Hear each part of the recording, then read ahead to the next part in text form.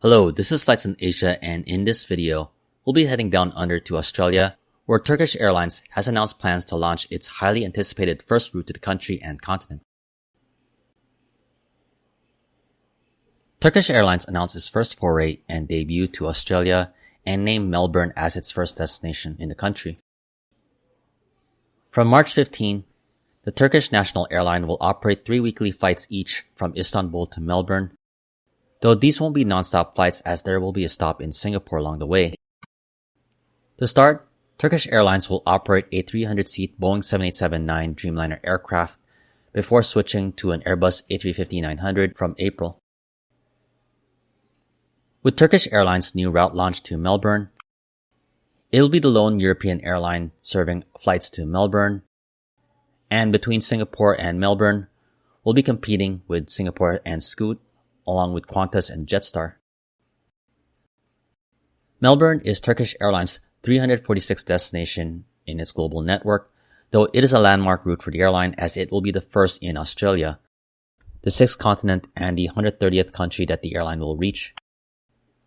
There have been previous attempts for a flight launch by Turkish Airlines to Australia, though now it is being finalized, and commenting on the finalization of the launch date for its first flight to Melbourne and Australia, Turkish Airlines Chairman of the Board and the Executive Committee, Ahmet Bolat, said, quote, "Today is an important day for us.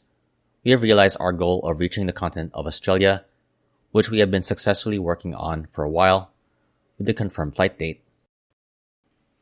Being based between Europe and Asia in the country of Turkey, Turkish Airlines is also making its entry on the market between Australia and Europe, known as the Kangaroo Route, which, while there is a non-stop flight by Qantas between Perth and London, going between Europe and Australia requires a connection at a secondary port like Bangkok, Singapore, or Dubai. In the case of Turkish Airlines, it previously had to rely on codeshare partners Malaysia Airlines and Thai Airways to serve the market. Though now with its newly announced services that it will operate solely, Turkish Airlines' focus on Australia will start in Melbourne, where not only it'll be the lone European carrier serving flights to the city, but also will serve the Turkish community in Melbourne, which is reportedly to be the largest in Australia.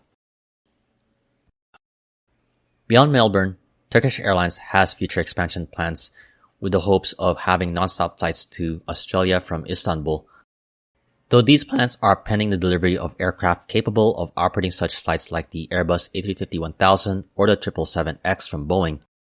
So these flights will likely not start until at least 2026.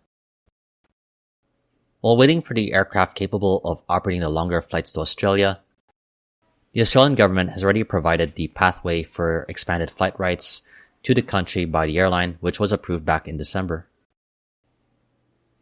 Previously with rights for 7 weekly flights to Australia, the expanded flight rights will now grant up to 21 weekly flights between Turkey and Australia, before gradually increasing it to 35 by the winter of 2025 and 2026, covering 5 airports in Australia such as Brisbane, Melbourne, Perth, and Sydney, along with the Western Sydney Airport, which is currently under construction and is expected to open by 2026.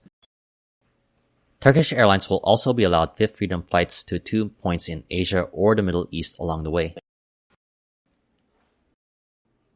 While just now setting its initial footprints in Australia, Turkish Airlines is looking to expand on the ground in Australia, as it has been reported to be seeking a partnership with domestic carrier Rex.